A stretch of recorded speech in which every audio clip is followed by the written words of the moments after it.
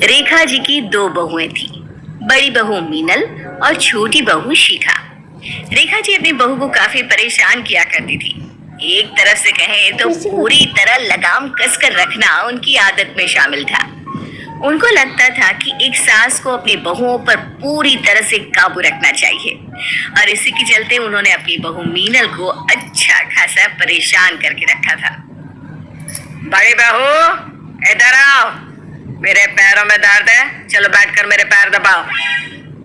लेकिन मम्मी जी, मुझे चिंकी को ट्यूशन लेने जाना था, देर हो जाएगी। मैंने कहा ना पैर दबाओ, 5 मिनट के बाद चली जाना, कुछ नहीं हो रहा तुम्हारी चिंकी को। मम्मी जी, आपके पैर मैं दबा देती हूँ। अगर भाभी चिंकी को लेने नहीं गई तो वो रोने लगेगी। तू जाकर रसोई में मेरे लिए कॉफी बना और जल्दी से कॉफी लेकर आ। यहाँ खड़े रहकर मुझसे जबान लड़ाने की जरूरत नहीं है, समझे? लेकिन मम्मी जी, मैं तो बस कहा ना मैं, जा यहाँ से। कुछ दिनों के बाद मम्मी जी, आपसे एक बात कहनी थी। हाँ जल्दी बोल, बस ये मत कहना तबीयत खराब है और तुझसे घर का काम नहीं होगा। नहीं मम्मी जी, ऐसी तो कोई बात नहीं है। मैं ये कह रही थी कि मैं प्रेग्नेंट हूँ। हाँ तो उसमें कौन सी बड़ी बात है? अरे सुन, पिछली बार ना लड़की हुई थी, इस बार लड़का ही पैदा करना। अरे भाभी, अब दूसरी बार माँ बनने वाली है, ये तो बहुत बड़ी खुशखबरी है। और जानती है, मैं भी यही खबर आप लोगों को सुनाने वाली थी। बताओ बताओ, तुम क्यों पीछे रह रही हो? तुम भी बताओ। मम्मी जी, मेरी भी यही गुड न्यूज़ है, मैं भी प्रेग्नेंट हूँ। तुम दोनों एक साथ प्रेग्नेंट हो गई? अरे कान खोलकर सुन लो, दोनों को बराबर से घर का काम करना है।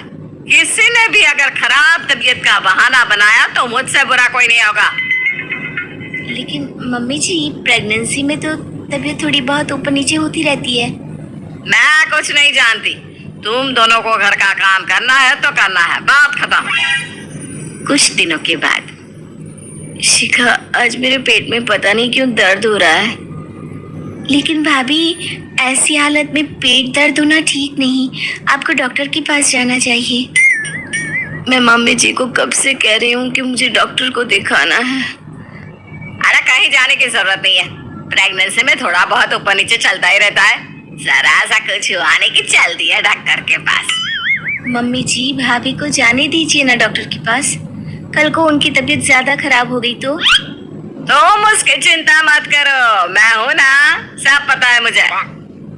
रहने दो शिखा, मैं जाकर आराम कर लेती हूँ। कोई जरूरत नहीं है आराम करने की, चलो छत से कपड़े उठा कर लाओ। लेकिन मम्मी जी, भाभी के पेट में दर्द हो रहा है, ऐसी हालत में वो छत से कपड़े कैसे लेकर आएंगी? थोड़ा चलेगी फिरेगी तो अपने आप तबीयत ठीक हो जाएगी। पर मीनल की तबीयत और खराब हो जाती है। पर हमारी रेखा जी को तो इस बात से कोई फर्क नहीं पड़ता। ये देखकर शिखा को बहुत बुरा लगता है। वो मन ही मन सोच लेती है कि अपनी सास को सबक सिखाकर जरूर रहेगी। और इसी तरह कुछ दिन बीत जाते हैं। मीनल और शिखा दोनों के ही बच्चे हो जाते हैं। मीनल को फिर से बेटी होती है और शिखा को बेटा। इसकी वजह से रेखा शिखा से तो फिर भी ठीक तरीके से बात करती है, लेकिन मीनल को बार बार बरताने देती रहती है। दूसरी बार भी लड़की पैदा करके रखती है, किसी काम की नहीं है ये बड़ी बहू। मम्मी जी, आपको ऐसा नहीं कहना चाहिए, आपको पोता चाहिए था, मैंने दे दिया ना आपको पोता। देखो बहू, ऐसा है कि तुमने लड़का पैदा किया है, इसलिए मैं तुमसे ज्यादा कुछ कहती नहीं, लेकिन इसका मतलब ये नहीं कि तुम जब देखो तब मुझे जवाब दो। जवाब तो मम्मी जी अब वक्त देगा।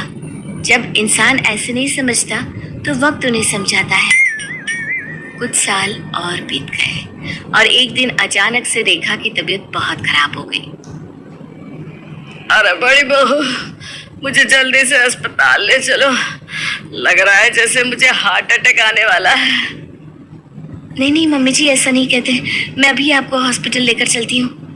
रहने दो भाभी, ऐसे कोई हार्ट अटैक थोड़ी ना आता है। और मम्मी जी, आप भी ना छोटी छोटी बातों के लिए डॉक्टर के पास नहीं जाते। घर में रहकर सब ठीक हो जाएगा। अरे कैसे बहू हो तुम? मुझे कुछ हो गया तो? मैंने कहा ना मम्मी जी, कुछ नहीं होगा। अच्छा मम्मी जी, मैं ये कह रही थी कि मैं और मीनल भाभी जरा बाजार तक जा रहे हैं। दोनों बच्चे आप संभाल लेना, हम थोड़ी ही देर में आ जाएंगे। शिखा, ये तुम क्या कह रही हो? भाभी आप जरा बस थोड़ी देर रुक जाइए, मैं जो कर रही हूँ मुझे करने दीजिए।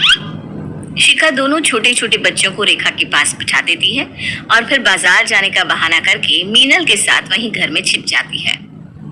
अरे मुझे इतना दर्द हो रहा है, ऐसा लग रहा है जैसे मैं मर जाऊंगी। और ये दोनों बच्चे लगातार रो रहे हैं। अब मैं क्या करूं? कोई मुझे हॉस्पिटल ले जाने वाला भी नहीं है।